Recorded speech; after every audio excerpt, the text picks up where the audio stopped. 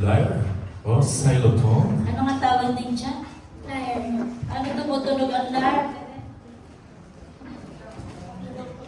Ayun, ang pinupukpok ay instrumento, hindi katabi. Dito naman sa atin sa Batangas, ginagarote. Ay, ginagarote, para tumunog. Saan ba, brother, nagmula kaya ang xylophone? O yung lyre xylophone? Isa tingin ko iba lang yung mga panahon na inimbento yun ay makakasagot niya. Ay, Sino ka sa panahon tingin? yun? Sa tingin Panahon ko, yun. ay parang nagmula daw sa Southeast Asia. Dinala sa Africa, at narito ngayon sa Balele. Pangatlo tayo. Southeast Asia, Africa, Balele. Balele City. Tama? Kinakabahan ka kayo. Nag-lipstick naman eh. Okay. So, isa po sa mga sumagot brother sa Balele ay si Sister Sally Tenor. Sister Sally. Yes, yung po nakalipstick nun sa dulo. So, tinatawagan po namin, President ng WhatsApp Rondalar. Palakpakan po natin si Sister Sally Tenor. Siya po ng president. Akala ko siya yung naka-invento. Malapit. Malapit. Ibang lyre. Kamag-anak pala, kamag-anak.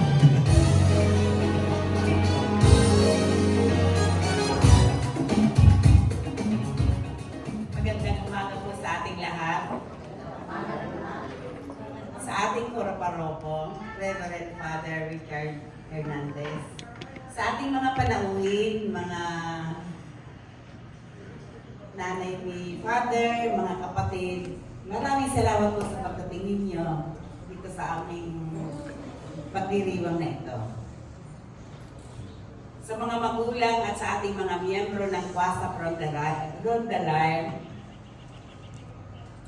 na mamaya lamang ay magpapamala ng kanilang galing sa pagtugtog. Isang mapagpalang araw po sa ating lahat. Tunay nga po na napakabilis ng panahon. Makalipas ang halos 6 na buwang pagbubuo at pagsasanay sa mga batang ito. Ito po tayo ngayon. Ating mamamalas ang kanilang galing sa pagtugtog ng live. Hindi ko po akalain na ang mga batang nagtatakbuhan lamang dito sa simbahan ay may mahuhubog sa ganitong paraan. Ang dating mahiyain at takot humarap sa mga tao.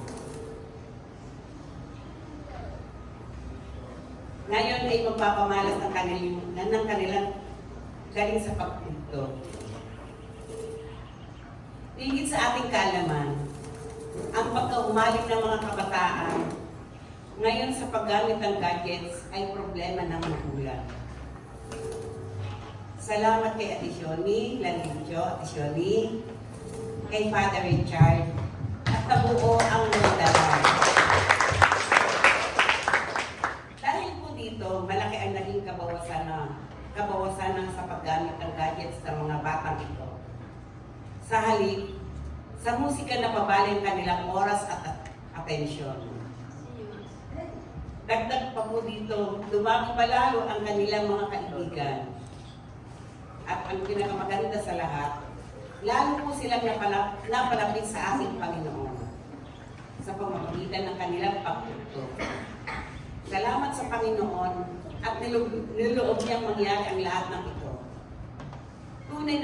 Tunay po na isang napakalaking biyaya na maging kabahagi ng Rondalar.